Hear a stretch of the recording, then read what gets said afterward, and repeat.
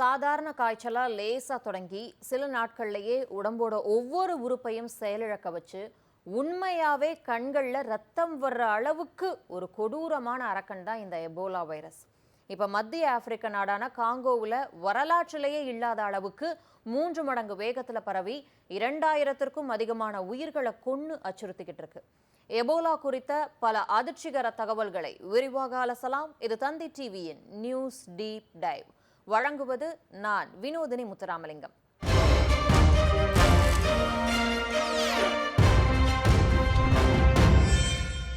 மத்திய ஆப்பிரிக்க நாடான காங்கோவுல எபோலா நோய் ரொம்பவே வேகமா பரவி இதுவரைக்கும் 2000த்திற்கும் மேற்பட்ட மனிதர்களை பலி கொண்டிருக்கு.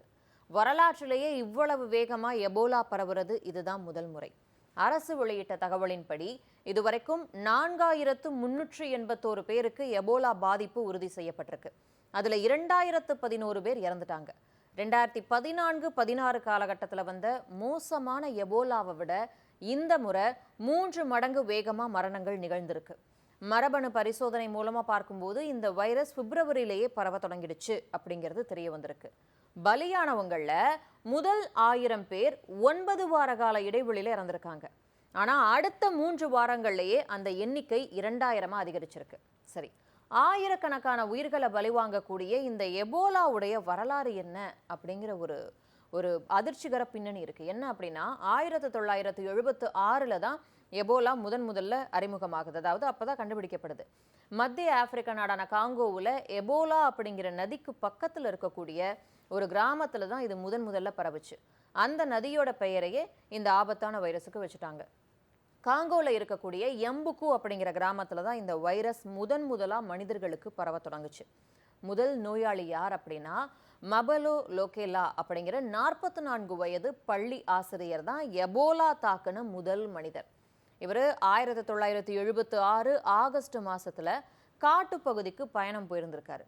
அப்ப பாதிக்கப்பட்ட காட்டு விலங்குடைய கறியை வாங்கி சாப்பிட்டிருக்காரு. அதன் மூலமா வைரஸ் இவருக்குள்ள புகுந்திருக்கு. அவருக்கு கடுமையான காய்ச்சல் வந்ததும் அதை சாதாரண மலேரியா அப்படின்னு நினைச்சுக்கிட்டு பக்கத்துல இருந்த மருத்துவமனைக்கு போயிருக்காரு. அங்க அவருக்கு மலேரியாவுக்கான ஊசியும் போட்டிருக்காங்க.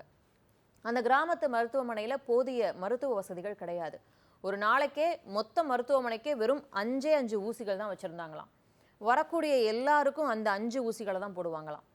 மபோலாவுக்கு போட்ட அதே ஊசியை சரியா சுத்தப்படுத்தாம அடுத்தடுத்த நோயாளிகளுக்கு போட்டிருக்காங்க. இதனால ஆஸ்பத்திரிக்கு வந்த மற்றவங்களுக்கும் ரத்தம் வழியா வைரஸ் வேகமா பரவிருக்கு.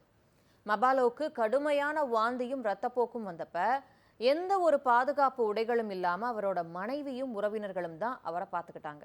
இதனால அவங்களுக்கும் நோய் தொத்திருக்கு. அவர் இறந்ததுக்கு அப்புறம் அவரோட உடம்ப கழுவி அஞ்சலி செலுத்தக்கூடிய சடங்கு குடும்பத்தினர் பண்ணியிருக்காங்க.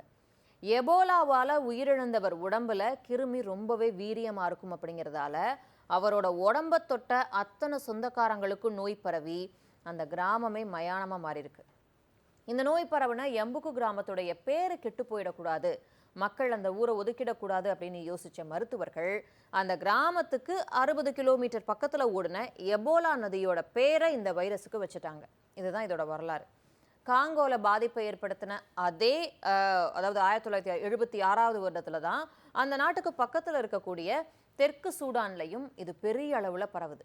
இந்த எபோலா அப்படிங்கிறது உடம்போட நோய் எதிர்ப்பு மண்டலத்தையே முற்றிலுமா அழிச்சு இரத்தப்போக்கை ஏற்படுத்தக்கூடிய ஒரு கொடூரமான நோய்க்கிருமி. எபோலா தாக்குனா இறப்பு விகிதம் 50%லிருந்து 90% வரைக்கும் இருக்கும். இந்த நோய் பாதிக்கக்கூடிய 10 பேர்களில் 5லிருந்து 9 பேர் வரைக்கும் இறந்து போக அதிக வாய்ப்பு இருக்கு. இதோட அறிகுறிகள் என்ன அப்படின்னா ஆரம்பத்தில் இது சாதாரண காய்ச்சல் மாதிரி தான் வரும்.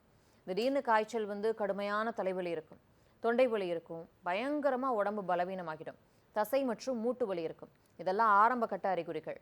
நோய் தீவிரமாகும் போது என்ன ஆகும் அப்படின்னா தொடர் வாந்தி, கடுமையான வயிற்றுப்போக்கு, தோல்ல தடிப்புகள், கல்லீரல், அப்புறம் சிறுநீரகம் செயலிழப்பு.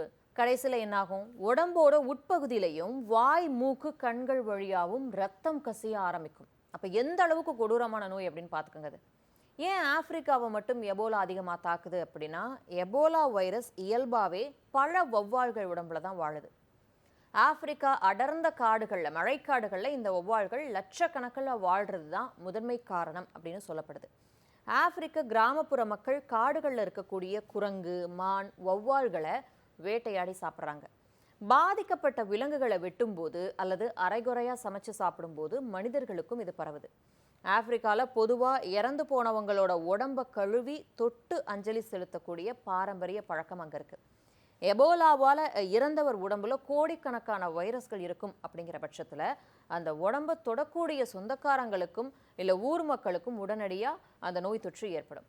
ஆப்பிரிக்க நாடுகள்ல போதிய மருத்துவமனைகள், பாதுகாப்பு உடைகள் இல்லாததும் தொடர்ச்சியான உள்நாட்டு சண்டைகளும் தான் நோய் கட்டுக்கடங்காம பரவுறதுக்கு முக்கிய காரணம் அப்படின்னு பார்க்கப்படுது. எபோலால பல வகைகள் இருக்கு. இப்ப பரவக்கூடியது புந்தி புக்யோ அப்படிங்கிற அபூர்வ வகை வைரஸ். வழக்கமான எபோலாவுக்கு தடுப்பூசிகளும் சிகிச்சைகளும் இருக்கு. ஆனா இந்த புந்தி புக்யோ வகைக்கு இதுவரைக்கும் எந்த தடுப்பூசியோ அங்கீகரிக்கப்பட்ட மருந்தோ கிடையாது. இப்போதான் இந்த பாதிப்பு அதிகம் இருக்கக்கூடிய பகுதியான இதுரி மாகாணத்துல அந்த மருந்து சம்பந்தமான சோதனைகளை ஆரம்பிச்சிருக்காங்க, எந்த மருந்து வேலை செய்யும் அப்படின்னு. இதனாலதான் இதோட இறப்பு விகிதம் 45.9% உயர்ந்திருக்கு. 2014-16 காலகட்ட பரவலப்போ இறப்பு விகிதம் 39.6% தான் இருந்துச்சு. மக்கள் அறிகுறிகளை வெளியே சொல்லாததும், அதாவது போதிய விழிப்புணர்வு இல்லாததால அதனாலையும் அப்புறம் நோயாளிகளுக்கு சரியான நேரத்துல சிகிச்சை கிடைக்காததும் தான் இந்த அதிக மரணங்களுக்கான காரணம் அப்படின்னு சொல்லப்படுது.